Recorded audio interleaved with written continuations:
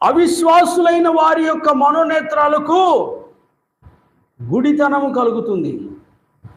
కాబట్టి ఈ అవిశ్వాసులు బోధించేవాడు అవిశ్వాసి అయితే ఏమనాలా? ఇప్పుడు గుడ్డోడు అనాలా?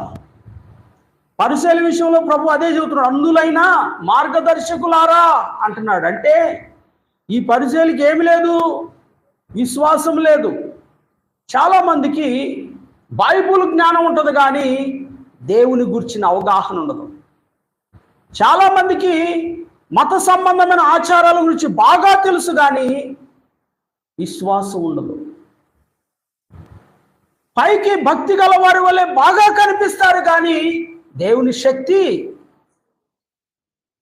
చాలామంది, అందరూ కాదు, కొందరున్నారు నీతిమంతులు, కొందరున్నారు పరిశుద్ధులు,